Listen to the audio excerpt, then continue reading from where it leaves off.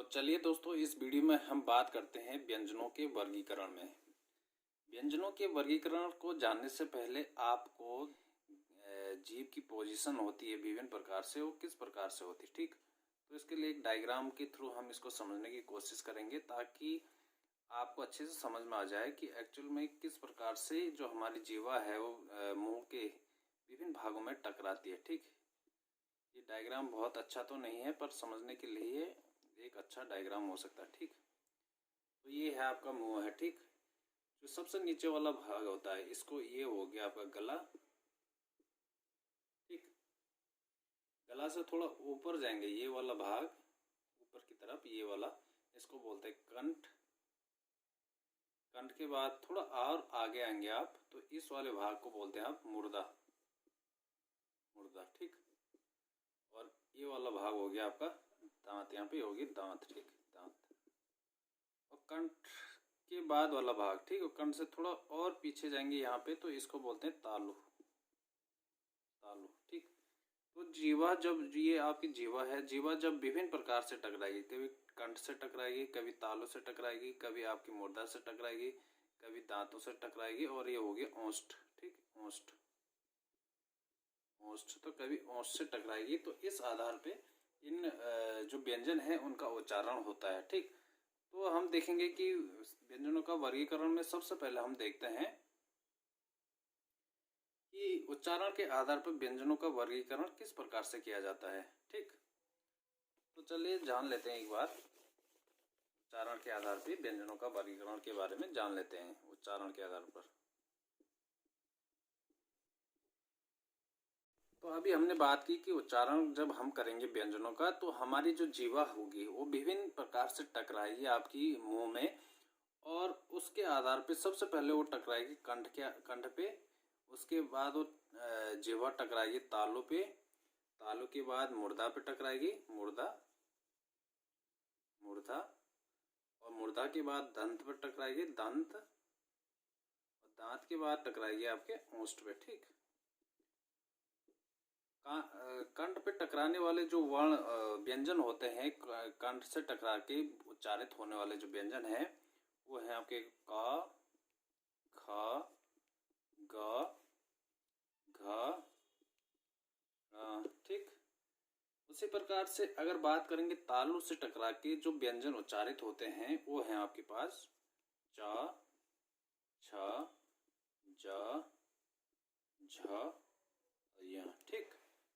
उसी प्रकार से अगर मुर्दा की बात करेंगे तो मुर्दा से टकराने वाले जो व्यंजन है आपके पास वो है आपके पास ट, ठ, ड,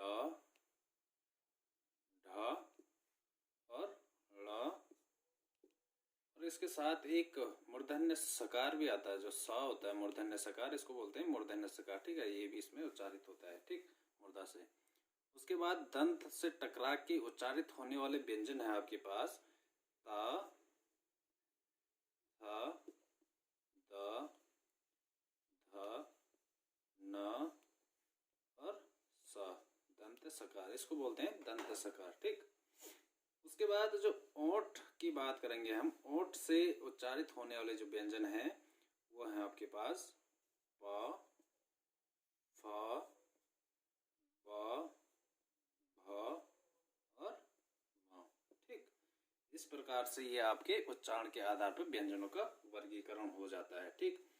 इसके साथ ही दंत मूल से भी निकलते हैं कुछ, दंत मूल जो दांतों का मूल होता है, दंत मूल, दंत मूल से निकलने वाले व्यंजन इसमें आते हैं आपके र और ल आते हैं। दंत मूल का मतलब होता है जो इसको मसूड़ा बोल सकते हैं, मसूड़ा, मसूड़ा आपने देखा होगा। तो ये र जैसे उच्चारण करेंगे र ल, तो ये मसूड़े से उच्चारित, जब मसूड़े पे आपकी जीवा टकराएगी तो ये उच्चारित होते हैं दंत मूल से, ठीक। उसके बाद इसके साथ एक और आते हैं पे दंत ओष्ठ, दंत ओष्ठ, दंत ओष्ठ से जैसे आपकी व है ना, तो वह आपका दंत ओष्ठ से उच्चारित होने वाले व्यंजन है, ठीक। बहुत ही इजी है। सबसे पहले जब आपकी जीवा कंठ से टकराएगी, फिर तालु से, फिर मुर्दा से, फिर दंत से, फिर ओष्ठ से, और इसमें दंत मसूड़ा हो गया र ल और दंतोष्ठ हो गया आपका व। तो ये आपको आराम से इजीली याद हो जाएंगे कि किस प्रकार से आपके उच्चारण के आधार पे आपके व्यंजनों का वर्गीकरण होता है। ठीक, इसके बाद जो दूसरा उच्चारण के बाद हमारा जो दूसरा वर्गीकरण का आधार होगा वो होगा आपके पास श्वास, ये प्राण की मात्रा के आधार पर, श्वास या प्राण। ठीक, प्राण की मात्रा के आधार पर, की मात्रा के आधार पे। तो श्वास या प्राण की मात्रा के आधार पर व्यंजन दो प्रकार के होते हैं। ठीक, एक होता है अल्प प्राण और एक महाप्राण। अब श्वास, जब हम किसी भी व्यंजन को उच्चारित करते हैं तो उस व्यंजन के उच्चारण में कितनी आपकी जो श्वास है, कितनी आपका प्राण लग रहा है, आपका श्वास लग रही है, उसके आधार पर व्यंजनों का वर्गीकरण है अल्प प्राण और महाप्राण। अल्प प्राण का मतलब हुआ जिन व्यंजनों के उच्चारण में मुख से अल्प मात्रा में आपकी श्वास निकल रही है, ठीक, उनको बोलते हैं अल्प प्राण। और महाप्राण जिन व्यंजनों के उच्चारण में आपके मुंह से ज्यादा मात्रा में श्वास निकल रहा है या आपको उनके उच्चारण में ज्यादा समय लग रहा है, ठीक, तो उसको बोलते हैं महाप्राण। ठीक, क, ख, ग, घ, है ना।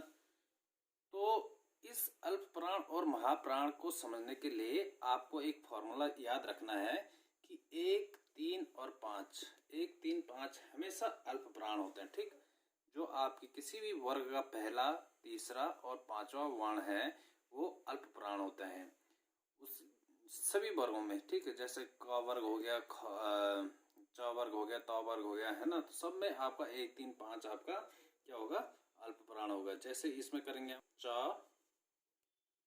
छ, ज, झ और य। ठीक, अब देखो इसमें क्या होता है, इनका एक्चुअली इनका उच्चारण किस प्रकार से होता है कि जैसे क, ख, ग, घ, ङ, ठीक है, च, छ, ज, झ, य। तो इस प्रकार से जब इनका उच्चारण करते हैं तो इनका उच्चारण को इस प्रकार से किया जाता है। ठीक, तो इस प्रकार से हम और व्यंजनों को भी लिख देते हैं, जैसे कि ता, था, द, ध, ठीक। तो ये वाले, ठीक, 1, 3 और 5, 1, 3 और 5 वाले आपके क्या होंगे, अल्प प्राण होंगे। और 2 और 4 वाले ये महाप्राण होते हैं। ठीक, 2 और 4 वाले महाप्राण, इनको उच्चारण जब आप करेंगे तो ज्यादा मात्रा में श्वास की आपको आवश्यकता होगी।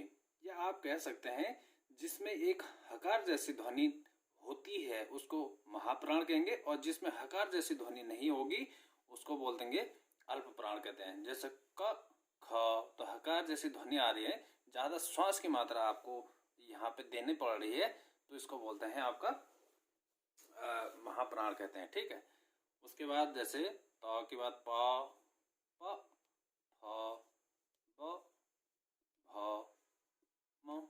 ठीक, इसके साथ ही जो आपके अंताक्षर व्यंजन है य, र, ल और व, अंताक्षर व्यंजन ये भी अल्प प्राण होते हैं। य, र, ल, व ये अल्प प्राण है। ठीक है, अल्प प्राण अल्प प्राण क्यों होते हैं, क्योंकि जो ये य, र, ल और व है, इनको ये इनकी जो व्यवहार होता है अर्ध स्वर की तरह व्यवहार करते हैं स्वर। और आपको पता है कि जो सभी स्वर हैं वो क्या होते हैं, अल्प प्राण होते हैं। इनके उच्चारण में ज्यादा मुख से ज्यादा समय नहीं लगता है। ठीक है, क्योंकि इनके उच्चारण के समय हवा को रोकना नहीं पड़ता है स्वरों के उच्चारण के समय, और जिसके कारण कि इनको उच्चारण में अल्प समय लगता है, इसलिए सभी स्वर आपके अल्प प्राण होते हैं। और य, र, ल, व को आप क्या कहते हैं, अर्ध स्वर कहते हैं, इसलिए ये भी आपके अल्प प्राण में आते हैं। ठीक, और इसके साथ ही जो आपके ऊष्म व्यंजन है, ठीक, ऊष्म व्यंजन कौन कौन से होते हैं आपके पास, स और स। ठीक है, तो स और ह ये आपके ऊष्म व्यंजन होते हैं। और इन ऊष्म व्यंजनों का जो उच्चारण होता है इनको महाप्राण में लिया जाता है, महाप्राण में लिया जाता है। महाप्राण में क्यों लेते हैं? क्योंकि इनके उच्चारण में ज्यादा श्वास की आवश्यकता होती है, जैसे स है ना, तो हकार जैसी ध्वनि आपको इसमें देखने को मिलती है, इसलिए इनको महाप्राण में लिया जाता है। ठीक, अब अगला हमारा जो आधार होगा व्यंजनों का वर्गीकरण का, वो होगा आपके पास घोष के आधार पे वर्गीकरण। ठीक, घोष के आधार पे, घोष के आधार पे, तो घोष के आधार पे दो प्रकार के व्यंजन होते हैं। एक होता है सघोष, सघोष, और दूसरा होता है आपके पास अघोष। सघोष या इसको घोष भी बोलते हैं, सघोष या घोष। ठीक, अब घोष का मतलब क्या होता है? घोष का मतलब घर्षण करना, कंपन करना। तो जिन व्यंजनों के उच्चारण में, जिन व्यंजनों के उच्चारण में जो हमारी स्वर तंत्रिका है, जो हमारी स्वर तंत्रिका है, इनमें कंपन उत्पन्न होता है, उस प्रकार के व्यंजनों को आप घोष या सघोष कहते हैं। तथा जिन व्यंजनों के उच्चारण में आपके स्वर तंत्रिका में घोष नहीं होता, घर्षण नहीं होता है, कंपन नहीं होता है, उन व्यंजनों को आप अघोष कहते हैं। ठीक, तो इसका मतलब ये हुआ कि जब आप इनका उच्चारण करेंगे घोष का, उन व्यंजनों का जिनमें, जिनके उच्चारण में आपको हवा जो है वो धक्का देते हुए बाहर निकलती है, धक्का देने के फलस्वरूप आपकी जो स्वर तंत्रिका है ना, वहां पे झंकृत, ये एक प्रकार की कंपन उत्पन्न हो जाती है, उसको सघोष कहते हैं। ठीक, और अगर नहीं होगी तो वह होगी अघोष।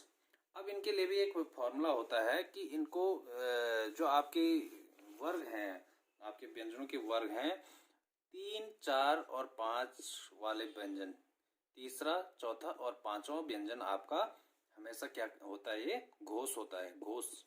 इनके उच्चारण में आपकी जो स्वर तंत्रिका है वो घोष कंपन करने लग जाती है, जबकि जो आपका 1 और 2 है, ये होते हैं आपके पास अघोष। इनके उच्चारण में आप देखेंगे तो एक घोष नहीं करते हैं। ठीक है, कंपन, आपकी जो स्वर तंत्रिका है वो कंपन नहीं करते हैं। इनको आसानी से जो आप उच्चारण करते हैं तो आसानी से ये व्यंजन बाहर निकल जाते हैं, इनको धक्के देने की जरूरत नहीं पड़ती है। 3, 4, 5 जैसे कि क हो गया आपका अघोष हो गया, क और ख। इसके बाद ग, घ और य, ड़। ठीक है, क, घ, ग, ड़। ठीक, तो ये आपके अघोष हो गए, ये आपके अघोष हो गए, घोष हो गए। उसी प्रकार दूसरे की बात करेंगे, च, छ। ठीक, तो ज, झ और यह आपकी क्या हो जाएगा? घोष हो जाएगा, और ये हो गया अघोष हो जाएगा। इसी प्रकार से ट और ठ, तो ड, ढ, ड़। ठीक, तो ये अघोष, ये घोष हो गई, ये अघोष हो गई। उसी प्रकार से जैसे त हो गया और थ हो गया, तो द, ध और न, ये आपके घोष हो गए, अघोष हो गए। इसी प्रकार से जैसे आपका प हो गया और फ हो गया, तो ब, भ और म, ये आपके घोष हो गए। इसके साथ जो आपके स्वर हैं, सभी स्वर आपके घोष में आते हैं, सभी स्वर आपके घोष में आते हैं। इसके साथ ही जो आपके अंतास व्यंजन, अब स्वर घोष में आएंगे तो अंतास अर्ध स्वर भी आपके किस में आएंगे? घोष में आएंगे। य, र, ल और व, ये अर्ध स्वर होते हैं, ये भी आपके घोष में आते हैं। और इसके साथ ही जो आपका उष्ण व्यंजन ह है, ये भी आपका घोष में आता है। ठीक, और इसमें जो अघोष होते हैं, इसमें उष्ण व्यंजन जैसे स, स और स उष्ण व्यंजन है, इन तीनों आपके किस में आते हैं? अघोष में आते हैं। ठीक, तो ये तो हो गया आपका घोष और अघोष के आधार पे आपके व्यंजनों का वर्गीकरण। अब हम कुछ विशेष प्रकार के व्यंजनों के बारे में भी बात कर लेते हैं। सबसे पहले हम बात करते हैं संयुक्त व्यंजन। संयुक्त व्यंजन, संयुक्त व्यंजन। अब जैसे नाम से ही पता चल रहा है, संयुक्त व्यंजन मतलब 2 या 2 से अधिक व्यंजनों के मेल से बने हुए व्यंजनों को आप क्या कहेंगे? संयुक्त व्यंजन कहते हैं। ठीक, ये अलग अलग व्यंजन नहीं है, ये व्यंजनों के ही मेल से बने हैं। ठीक, ये अलग व्यंजन नहीं है, ये व्यंजनों के ही मेल से बने हैं।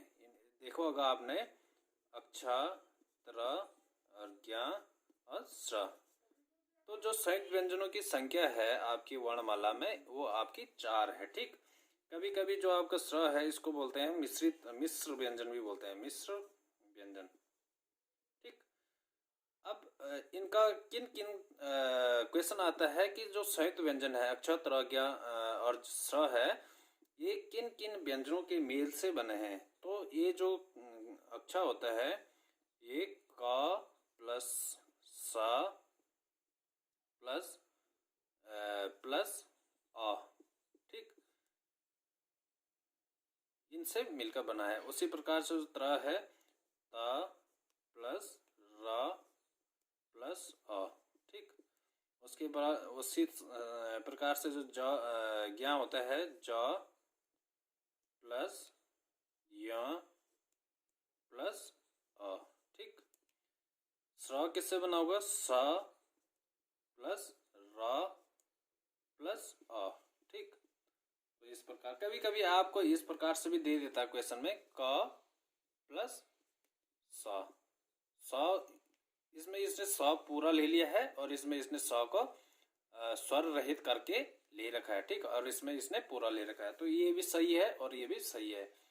त्र भी इसी प्रकार से लिख सकते हैं त्र प्लस र, ठीक। इसमें र स्वर सहित है और इसमें स्वर रहित है। इसमें जैसे ज प्लस य, स प्लस र, तो कभी ये स्वर रहित करके भी दे देता है और कभी स्वर सहित करके भी दे देता है, तो इसका मीनिंग एक ही होता है। और जो संयुक्त व्यंजनों की संख्या है ये आपकी वर्णमाला में 4 है, ठीक। अब बात करते हैं हम उत्क्षिप्त व्यंजन। उत्क्षिप्त व्यंजन या इनको द्विगुणी व्यंजन भी बोलते हैं, ठीक है, उत्क्षिप्त। अब इनको आपने याद रखना है क्योंकि कभी कभी एग्जामिनर डायरेक्ट ही इन व्यंजनों के बारे में पूछ लेता है कि ये कौन से व्यंजन है, बताइए ये कौन से व्यंजन है, ठीक है। तो जो आपका ड़ है, ठीक है, ड़, इनको बोलते हैं उत्क्षिप्त व्यंजन बोलते हैं। जिनके नीचे आपका ये कॉमा लगा होता है, इन व्यंजनों को बोलते हैं आप उत्क्षिप्त व्यंजन कहते हैं। कभी कभी इनको दुगुणी व्यंजन भी कहते हैं, कह देते हैं दुगुणी व्यंजन, द्विगुणी व्यंजन, द्विगुणी व्यंजन। द्विगुणी व्यंजन मतलब दो गुणों को दर्शाने वाले व्यंजनों को द्विगुणी व्यंजन कहते हैं। जो हमारे पास ट वर्ग के ड और ढ हैं, उनके नीचे अगर बिंदु लगा देते हैं तो ये व्यंजन उत्क्षिप्त व्यंजन बन जाते हैं, ठीक।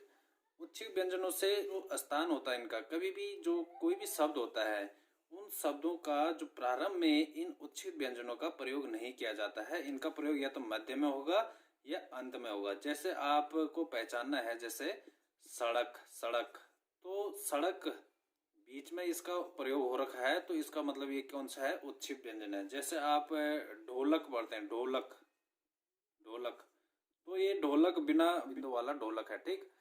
और ये सड़क, इसके नीचे बिंदु लगी होगी, ठीक। इस प्रकार से इनको पहचानने के लिए भी कभी शब्द शुद्धिकरण में भी आ जाता है कि ढोलक, ढोलक होगा कि ढोलक होगा कि ढोलक होगा, ढोलक, तो ये सही है। सड़क होगा कि सड़क होगा, ठीक है, सड़क और सड़क, तो कौन सा सही होगा, सड़क सही होगा, ठीक। तो इनका उच्चारण हमेशा या तो शब्द के अंत में होगा या आपका मध्य में होगा। जैसे एक और ले लेते हैं, जैसे डमरू, डमरू, तो डमरू सही है, डमरू, डमरू, डमरू ये गलत है, ठीक है। इनका उच्चारण हमेशा जो होता है मध्य में होता है, प्रारंभ में नहीं होगा, ठीक। इसी प्रकार से और बात कर लेते हैं, द्वित्व व्यंजन आते हैं, द्वित्व व्यंजन। अब द्वित्व व्यंजन किसे कहते हैं, एक ही व्यंजन की अगर पुनरावृत्ति हो रही है, जब एक व्यंजन का अपने ही समरूप किसी व्यंजन से अगर मेल हो रहा है तो उस व्यंजन को द्वित्व व्यंजन कहते हैं। जैसे जैसे पक्का, पक्का, तो एक व्यंजन और दूसरा अपने ही समरूप व्यंजन के साथ अगर मेल हो रहा है तो इस प्रकार के व्यंजन को आप द्वित्व व्यंजन कहते हैं, ठीक। जैसे कच्चा, कच्चा, ठीक है, च और च अपने ही समरूप व्यंजनों के साथ इसमें क्या हो रहा है, मेल हो रहा है। अब इससे रिलेटेड एक और आता है, संयुक्ताक्षर आता है, ठीक है, संयुक्ताक्षर, संयुक्त अक्षर। अब संयुक्ताक्षर क्या हुआ, जब एक स्वर सहित और एक स्वर रहित व्यंजन आपस में मिल जाते हैं तो उनके मिलने से जो व्यंजन बनता है वही आपका संयुक्ताक्षर कहलाता है। जैसे आप देखेंगे स और थ, स और थ, ये आपके मिलके बन जाता है स थ, ऐसा बन जाता है। ठीक है, तो इसको आप क्या कहेंगे? संयुक्ताक्षर कहेंगे, संयुक्ताक्षर कहेंगे। ठीक है, अगर एक ही प्रकार का होता है, जैसे स और स होता है, कहीं पे एक ही प्रकार के व्यंजन अगर मिलते हैं तो इसको बोलते हैं द्वित्व व्यंजन। लेकिन जब एक स्वर रहित और एक स्वर सहित व्यंजन मिलते हैं तो उसको बोल देते हैं संयुक्ताक्षर कहते हैं। ठीक, जैसे आपका द है कहीं पे और ध है, तो ये क्या बन जाता है? ध बन जाता है। ठीक, अब जो ये संयुक्ताक्षर हैं इनके अलग अलग रूप होते हैं। जैसे सबसे ज्यादा प्रयोग होने वाला जो संयुक्ताक्षर है वो है द। द कभी किसी के साथ, जब द आपके य के साथ मिलता है, द जब य के साथ मिलता है तो ये बन जाता है, इसको इस प्रकार से लिखते हैं द। ठीक, द और ध, द और य। ठीक, अगर द आपके पास म के साथ मिल जाता है, द आपके पास, आपका द जो है म के साथ मिल गया तो ये इस प्रकार से बन जाता है द, इस प्रकार से बन जाता है। ठीक, तो ये संयुक्ताक्षर है और ये भी संयुक्ताक्षर है, ये भी संयुक्ताक्षर है। उसी प्रकार कभी क्या होता है, द आपके ध के साथ तो ये मिल गया, द आपके न के साथ मिल जाता है, द अगर न के साथ मिल जाता है तो इसको इस प्रकार से लिखते हैं, इस प्रकार से लिखा जाता है द को न के साथ। द के व के साथ तो आपको पता है, द जब व के साथ मिल जाता है, द जब व के साथ मिलता है तो इस प्रकार से हो जाता है। ठीक, इस प्रकार से ये बन जाता है। अब बात करते हैं हम अनुनासिक, अनुनासिक और निरनासिक व्यंजन, और अनुनासिक व निरनुनासिक व्यंजन। तो जिन व्यंजनों के उच्चारण में हवा नाक से निकलती है, नाक और मुंह दोनों से निकलती है, उसको बोलते हैं आपका अनुनासिक व्यंजन। और जिसमें केवल मुंह से निकलेगी उसको बोलते हैं निरनासिक व्यंजन। निरनासिक जैसे सामान्य रूप हो गए क, ख, ग, घ, और अनुनासिक रूप जैसे क। ठीक है, क जब चंद्रबिंदु लग जाता है किसी भी व्यंजन पे तो आपका निरनासिक रूप कहलाता है। ठीक, क, ख, ख, ग, घ। ठीक, और प्रत्येक जो आपका वर्ग है, वर्ग का जो अंतिम वर्ण होता है, जैसे क, ख, ग, घ, ङ, य, ळ और न और म, ये आपका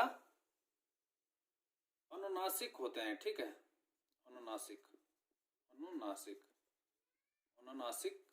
होते हैं। प्रत्येक वर्ग के अंतिम अक्षर, अंतिम वर्ण आपके निरुनासिक होते हैं और बाकी आपके ये अनुनासिक होते हैं और बाकी निरुनासिक, अनुनासिक होते हैं, बाकी आपके प्रत्येक वर्ग के निरुनासिक होंगे। और निरुनासिक रूप इस प्रकार से भी बनाया जा सकता है। ठीक, तो ये तो हो गया आपका व्यंजनों का वर्गीकरण किस प्रकार से किया जाता है।